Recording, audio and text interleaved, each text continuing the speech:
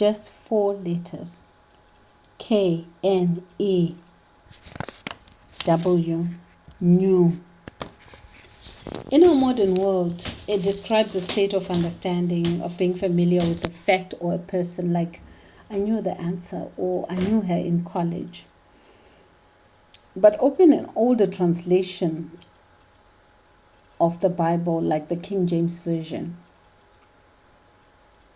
and this simple word takes on a profound, even systemic weight.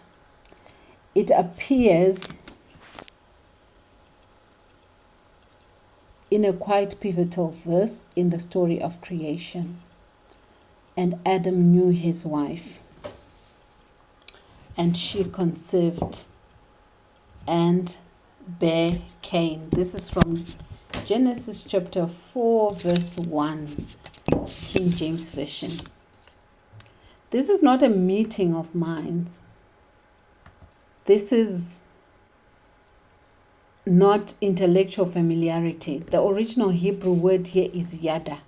Yada is one of the richest words in the Hebrew language. It means to know, yes, but in the most intimate, experiential, and holistic way possible.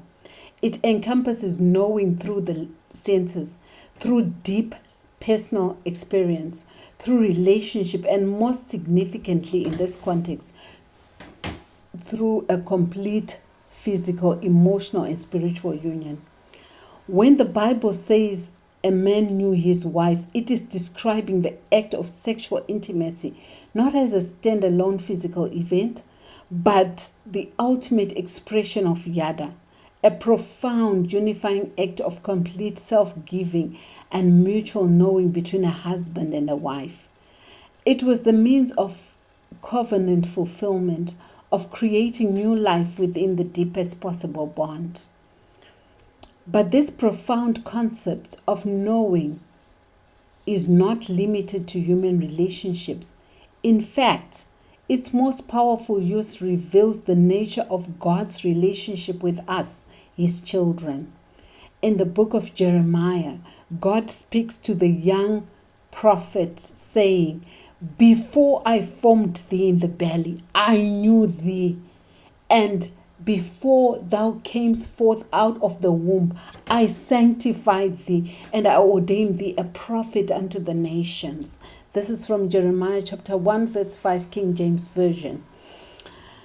The Hebrew word here again is yada. This is not God simply having foreknowledge, like reading a future script.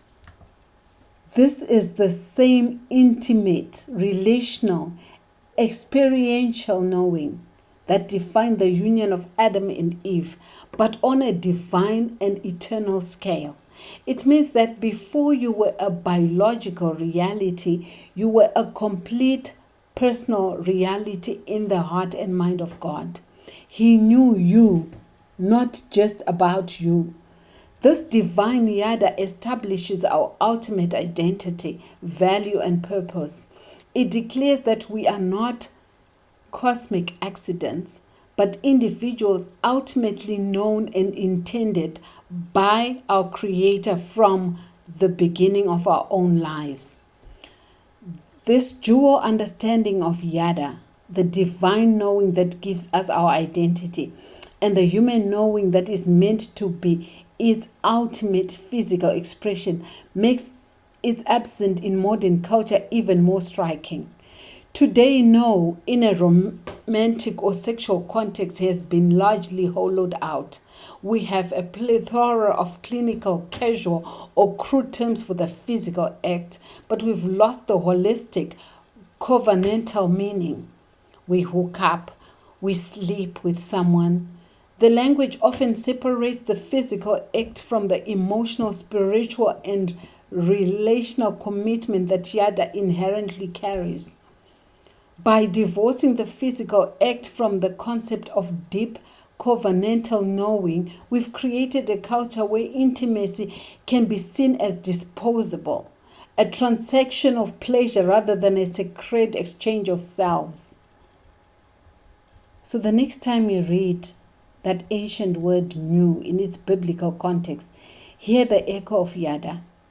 It's a whisper from a different time, reminding us two foundational truths: that our identity and worth are secured in being intimately known by God before we ever were, and that the deepest human bonds are a sacred invitation to reflect that same profound covenantal knowing with one another.